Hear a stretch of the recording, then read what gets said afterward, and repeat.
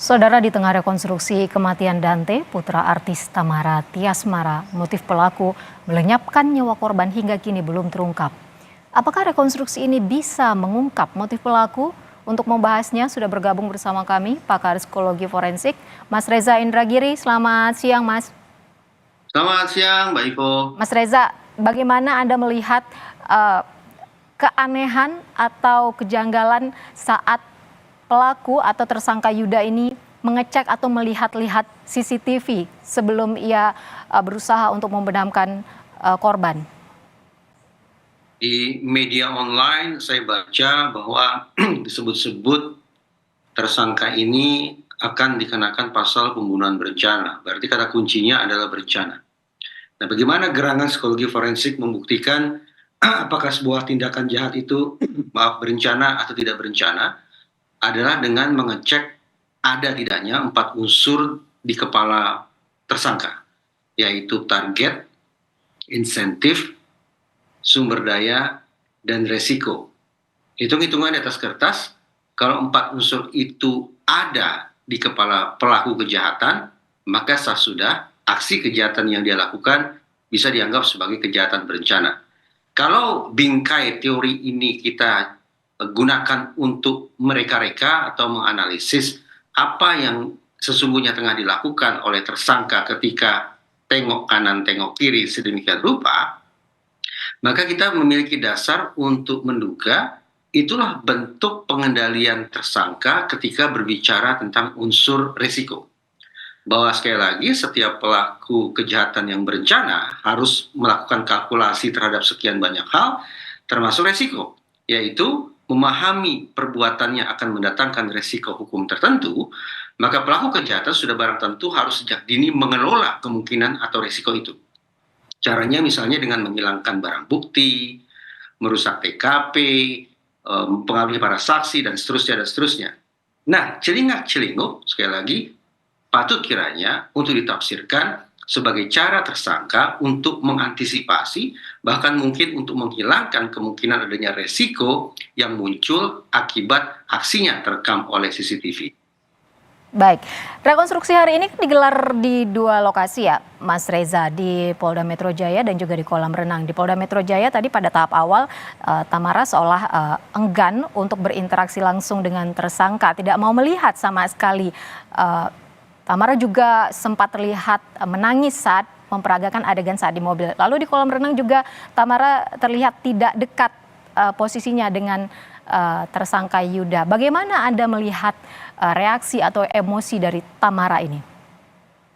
Saya tidak berada di lokasi rekonstruksi, jadi saya tidak tahu sesungguhnya ada dinamika perilaku dan proses mental seperti apa yang ada pada pihak-pihak yang menjalani rekonstruksi tersebut.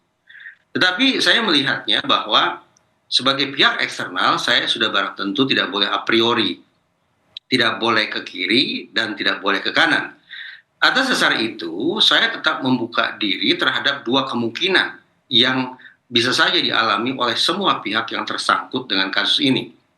Pertama adalah kemungkinan yang bersangkutan berada pada posisi sebagai korban, bukan korban primer, melainkan korban sekunder.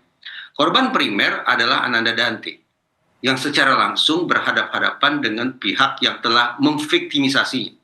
Sementara korban sekunder adalah pihak yang tidak berhadapan secara frontal dengan pelaku, tetapi dia memiliki pertalian emosikah, pertalian darahkah yang sedemikian lekat dengan korban primer, sehingga korban sekunder pun ini bisa merasakan kesedihan, bisa merasakan ketakutan, bisa merasakan perasaan-perasaan negatif lainnya, sebagaimana yang juga dialami oleh korban primer. Ini kemungkinan pertama, bahwa seseorang berada pada posisi sebagai korban, spesifik korban sekunder. Kemungkinan yang kedua adalah yang bersangkutan berposisi sebagai orang yang terlibat dalam aksi pembunuhan itu sendiri. Seberapa jauh perannya, apa kontribusinya dalam sebuah aksi kejahatan itu, tentu saja ini yang harus dibuktikan oleh pihak kepolisian. Yang ingin saya tandaskan sekali lagi, ketika bicara tentang pihak-pihak yang terlibat dalam kasus ini, saya hanya memiliki kemungkinan 1 dan kemungkinan 2 sebagai korban primer ataukah sebagai orang yang terlibat dalam aksi pidana itu.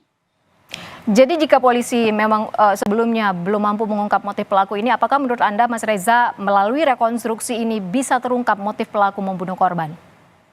Sebelum rekonstruksi dilangsungkan oleh pihak kepolisian, pemeriksaan yang dilakukan oleh kepolisian adalah pemeriksaan yang murni mengandalkan daya ingat orang yang diperiksa, mengandalkan memori si terperiksa. Di dalam psikologi forensik, saya beri saya, ingatan manusia kadung disimpulkan sebagai unsur yang paling sering merusak proses penegakan hukum.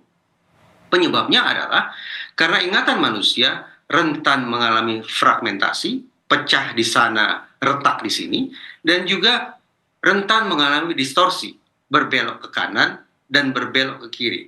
Nah, cara untuk mengatasi rapuhnya ingatan yang sangat diandalkan pada saat penyusunan berita acara pemeriksaan, maka pihak kepolisian akan melakukan rekonstruksi di lapangan atau di TKP dengan menghadirkan pihak-pihak yang sebelumnya setelah menjalani pemeriksaan. Dengan dihadirkan kembali ke TKP, diharapkan bahwa ingatan terperiksa akan utuh kembali. Fragmentasi dan distorsinya akan bisa dihilangkan, sehingga dengan informasi yang lebih utuh dalam pengertian lengkap dan akurat, mudah-mudahan itu akan membuat situasi menjadi lebih jernih, sehingga membantu otoritas penegakan hukum dalam mengungkap kasus pidana. Baik, pakar psikologi forensik Reza Indragiri. Mas Reza, terima kasih banyak sudah bergabung bersama kami di Indonesia Update terkait rekonstruksi kasus kematian